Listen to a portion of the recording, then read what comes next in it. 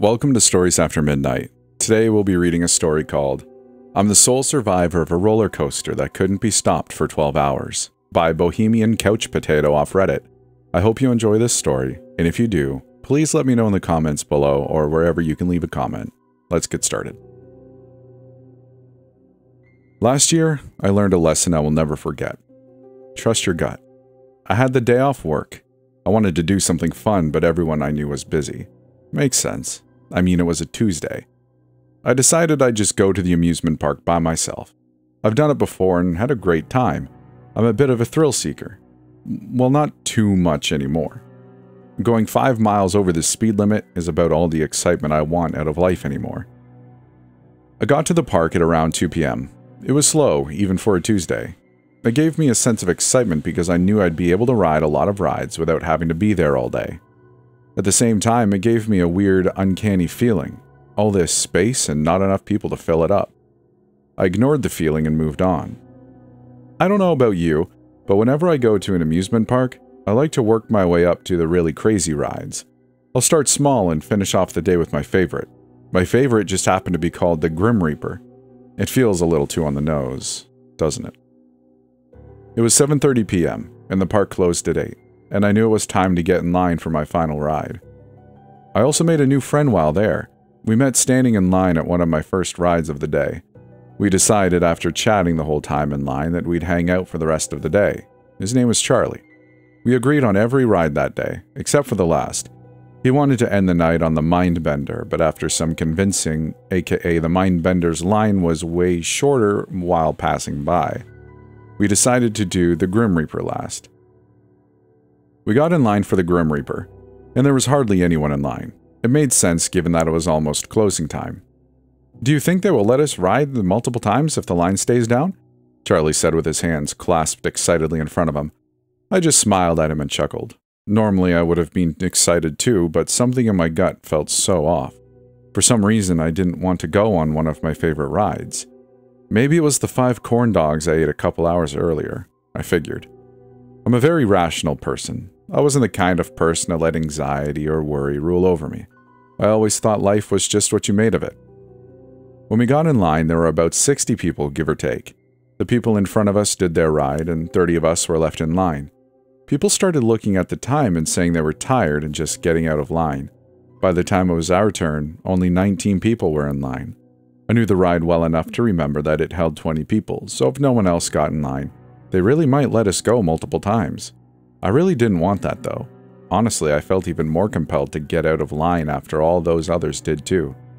And I didn't want to seem lame to my new friend if I wanted to get off the coaster after one ride. The time came for us to get on the ride. My heart was pounding faster than it ever had. I wondered if I was all worked up because I watched Final Destination 3 with a friend a couple weeks back. But I wasn't having visions of the terrible fate we would all face. I was just feeling off. I did everything in my power to get it to all to make sense, and to not worry, but nothing worked. I seriously considered just telling Charlie I didn't feel great after the last ride. But I finally found someone with my taste in roller coasters. I didn't want to let him down. We were towards the back of the line, so we didn't have much say in where we sat. We ended up in the third car from the front. I was just happy we weren't in the front car. As you get on the Grim Reaper, it plays a cheesy little jingle. Nowhere to run, nowhere to hide. The Grim Reaper will find you dead or alive. With music in the background that always sounded so dumb in the past, I couldn't believe it was getting to me. Charlie even hummed along to it while grabbing my arm with happiness. We got in our seats, and an employee came by and pulled down the metal bar restraint to secure us in our seats. It was the kind that strapped you individually over the shoulder. I'm on the chubbier side, but I can always fit into coaster seats. I've never been told I couldn't go on a ride. I'm just sometimes a little snug. It's actually kind of nice because I feel very secure. As we got strapped in, I felt the plastic-coated metal hit my shoulders and chest. It should have given me a sense of comfort and safety, but I just felt trapped. The employee walked back to the station that has the infamous big button that starts the ride. He flashed all a thumbs up and yelled, "Ready for the Reaper?" Everyone raised their hands and let out an excited scream, except for me. I let out a large sigh, counting down the seconds. trying to imagine Charlie and I once we were off the ride and how happy we would be. The employee hit the button, and we were off.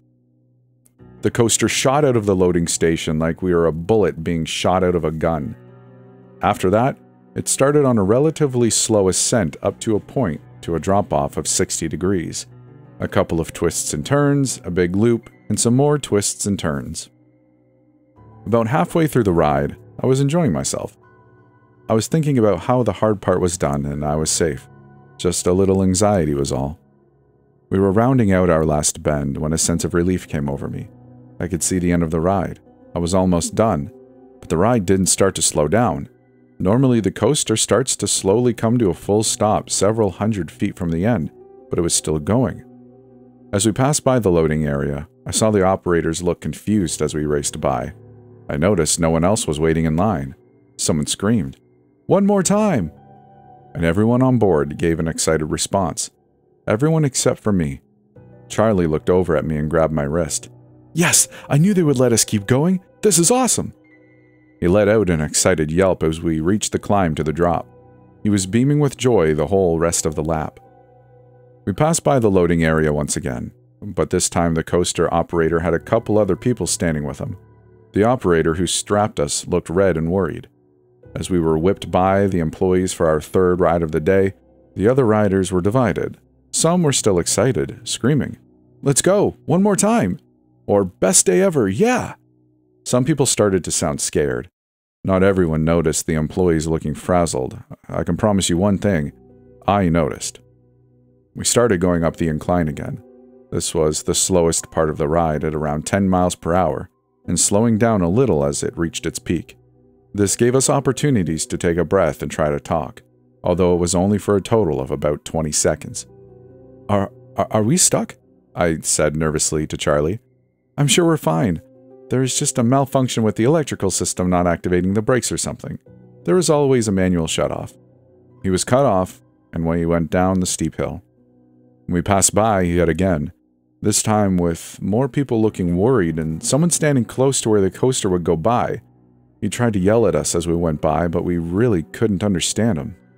Maybe something about them working on getting us off. This time as we zoomed by, everyone was scared and starting to panic. I guess it didn't sink in for some people what was happening until now. We went around a 5th time, and everything remained the same. On the 6th time, we were at the peak and saw a fire truck coming into the parking lot. From the top of the incline, we had a perfect view of the parking lot, along with the side of a highway a little further out. It took 2 more loops around the track by the time the fire department got to us. Not just them, but police officers and ambulances. It started to scare me. Why did they get ambulances? Is it just protocol or is there more to this? Someone came in a few minutes later with a big whiteboard that they used to write messages to us. The ride was too loud when passing by them to hear anything, so this was their only way to talk to us. It must have been the 12th or 13th time around when the whiteboard read, "Trying to free you at peak." I knew they couldn't write a novel for us, because you can only read so much while going by so fast. But come on, people. What is that supposed to mean?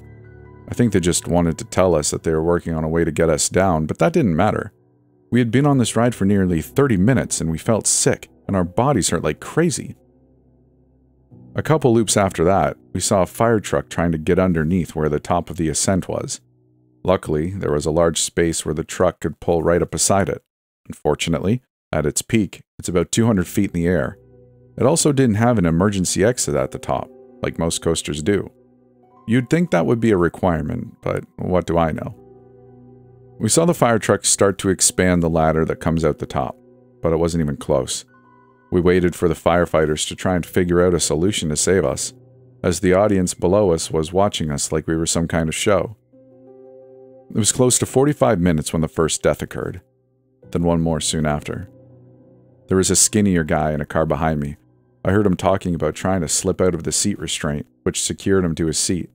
The other guy he was with told him it was a bad idea, and so did I. The next time we went up the ascent, he began violently wiggling and thrashing back and forth, to the point where people thought he was going to throw off the ride.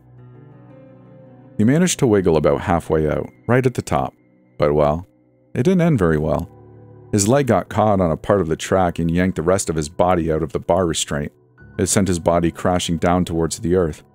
However, I think he was dead soon after he was ripped out of his seat. I didn't see too much of it, but the guy who was beside him let out an insane screech. Hearing that kind of agony as you are feeling the harsh effects of gravity hitting on your chest while going down a steep hill was truly mortifying.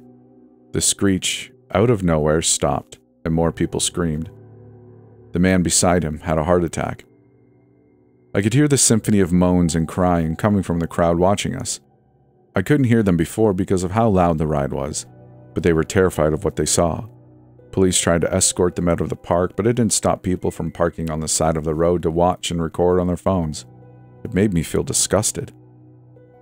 At around an hour on the ride, everyone stopped screaming and trying to talk to each other. It seemed like everyone accepted their fate. My nails were deeply embedded into Charlie's wrist.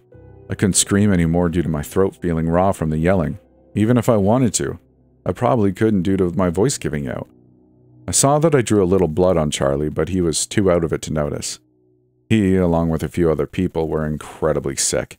He threw up probably 5 times by this point and looked cross-eyed. At that time, the electricity in the whole park shut down. All the lights, everything. I think they were hoping a hard reboot of the whole park would stop the ride. The coaster didn't just rely on gravity, but also on a lot of help from motors and other electronic elements. It all turned off when we were on the straightaway. Of course, it still didn't stop.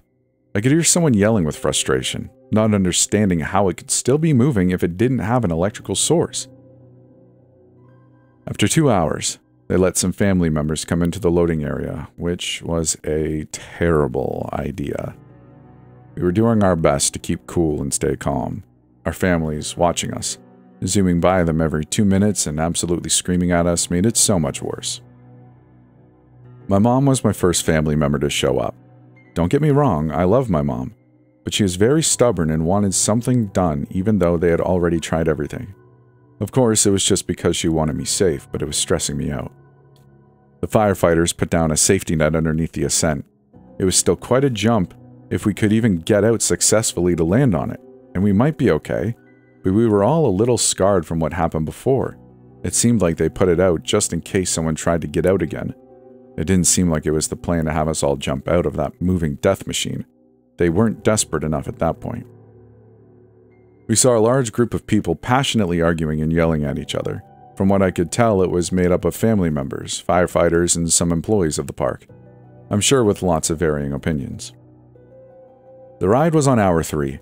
When the coaster entered the loading area once again, I saw a woman run over to the control panel. A couple people ran over to her and told her to stop and not press the button. She was screaming her head off and wailing. It had been hard to understand people in the past while going by them, but this was as clear as day. As we passed by, I could tell she was starting to break free from the grip of the people holding her back. I wasn't too worried. Whatever button she was wanting to press, I'm sure it wouldn't work since none of the other ones worked so far. We were about 5 seconds away from going down the ascent. We heard a click come from all our seats.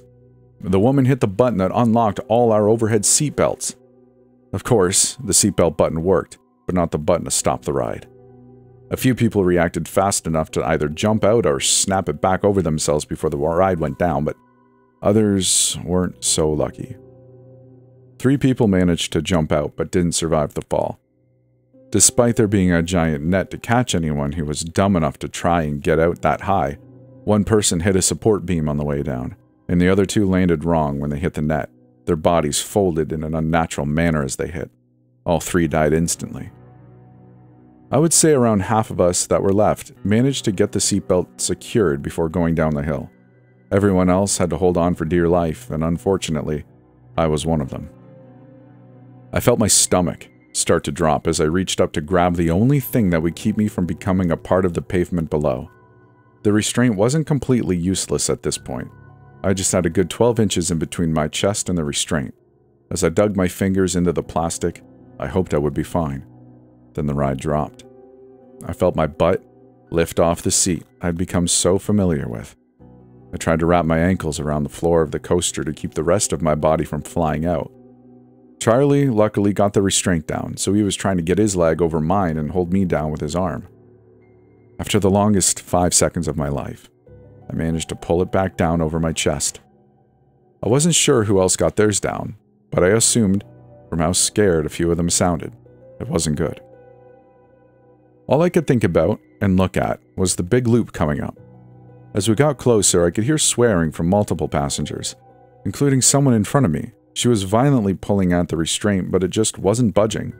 I was hoping and praying that the centripetal force would keep her in her seat. As we went around the big loop, I closed my eyes. I knew I didn't want to see what was about to happen. I heard multiple people screaming and making horrendous cracking sounds. I don't have an exact number, but I would say only 7 people were left. I could see the 2 people in the very front row and Charlie beside me. I recall only hearing 3 other voices behind me at this point. At hour 5, 3 more people died while on the ride, 2 of them from a heart attack or something. The third person, well, he watched the person beside him suddenly die while going around one of the bends. He yelled out in anger, and I'd actually rather not go into detail, but he died soon after I saw the whole thing. They were the 2 people left in front of me and Charlie. At hour 6, we saw a group of people bringing in what looked like another large net, except that it was in the loading area. The next time we looped around, they wrote something new on the big white board. We were going to try and stop it manually. I had no clue what this meant, but by the look of the net, I was terrified. The next pass, there were people on both sides of the loading area. On one side, the net was wrapped around a large pole that had been somehow fastened into the concrete slab. I saw a large, similar pole on the other side, but the net wasn't yet attached. As we zoomed by, I could hear people trying to rush and hurry behind us. We went around one of the turns, and I cranked my neck, looking to see what plan they had in mind.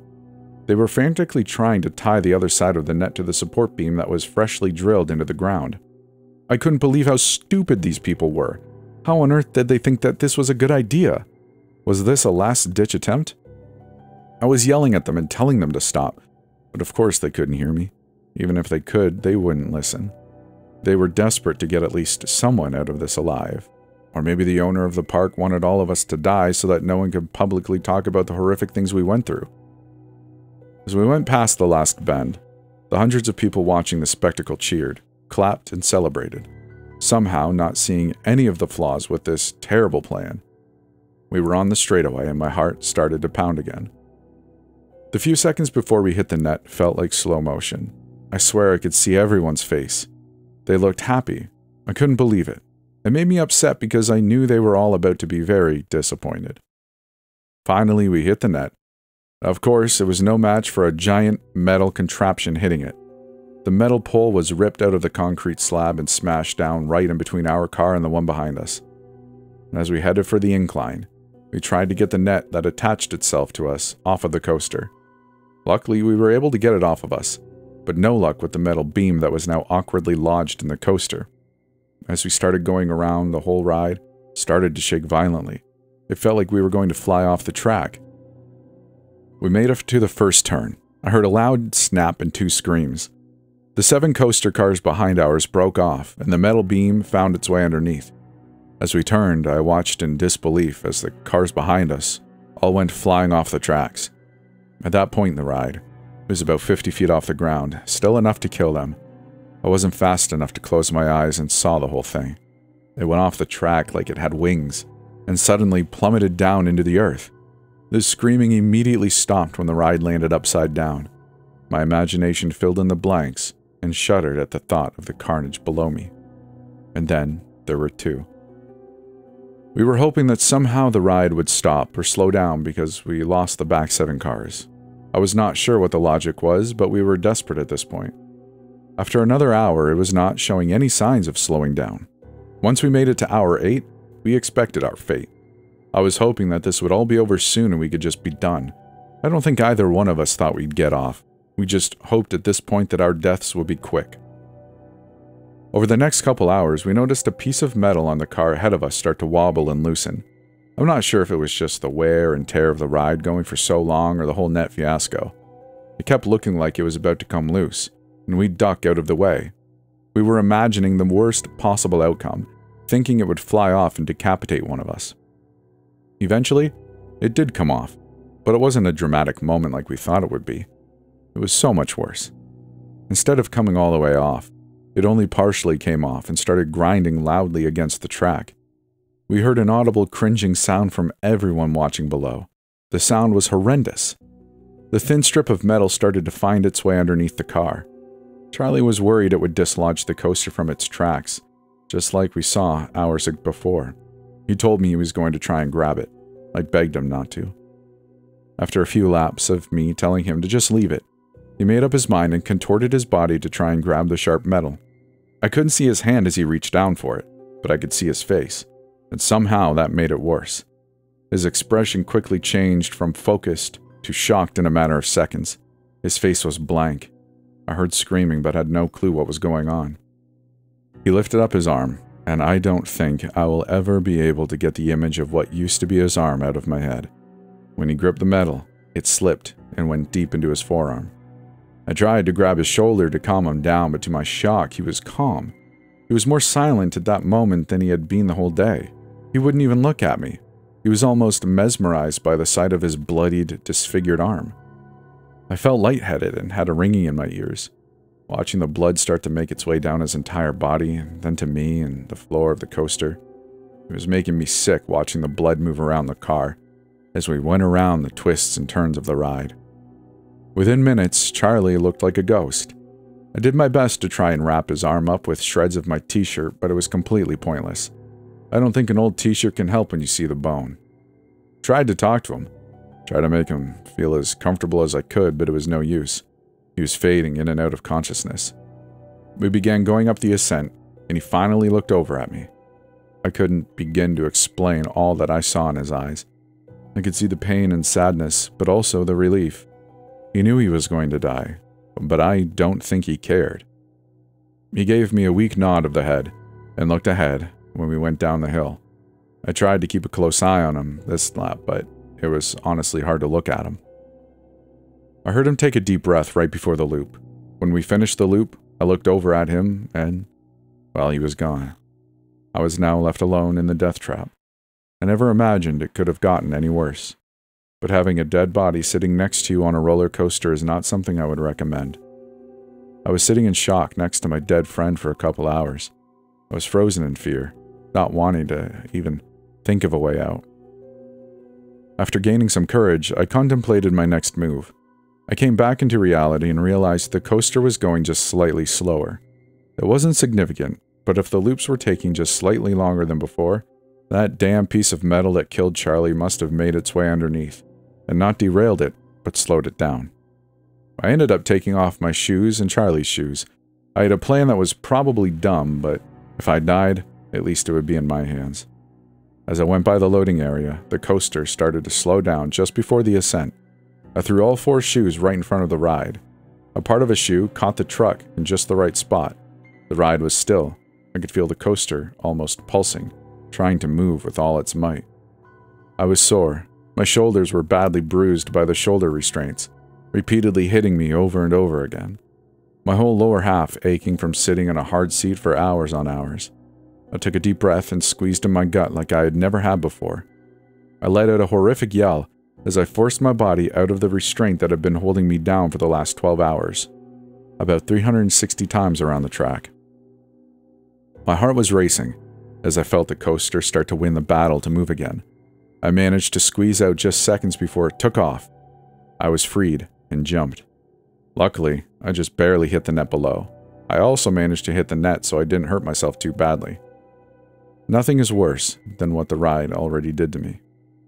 I laid on the net, looking up at the sky, in disbelief. I was still. I wasn't moving. It was almost making me feel motion sick not moving around, like when you're reading a book in the car and you look up after an hour. Everything was blurry. I could barely hear the faint sound of people trying to get to me, but it was mostly just my ears ringing and my heart beating. After a few minutes, I was down. They immediately rushed me to the ER where I stayed for 3 weeks. I sustained a broken rib, broken collarbone, severe bruising, and a concussion, just to name a few, not to mention the mental trauma. I'm writing this as I'm feeling ready to finally tell my story. This is the first time I'm digging back into my memories and recollecting the whole experience. I've started to work through all of this with a therapist, and it's made me realize I need to get it all out of my system. Don't bother trying to find anything about this story. The owners of the park have done a suspiciously good job of hiding it. That's another reason why I want to get my story out there. They have completely scrubbed the internet of it somehow. Although talking with a professional has helped, there are still some sounds and images that I can just never completely get out of my head. If you take one thing from my story, it's that you should trust yourself, even if you don't believe in a higher power or gut instincts. If you have a feeling, trust it. Please. And that's the end of the story. I really hope you enjoyed it, and a huge shout out to my patrons for helping make this episode possible. And a huge shout out to you for listening. If you'd like to support this channel and the podcast, well, there's a Patreon available. I'd really appreciate your support, but hey, no pressure. I really enjoy you being around here, and if you'd like to, you can come join our Discord. It's a pretty low-key place. I think you'd enjoy yourself there, but come say hi, see what's up. And if you'd like to send me your story to read on this channel, go to storiesaftermidnight.com. And that's all I have for you today. Thank you for listening. We'll see you in the next one.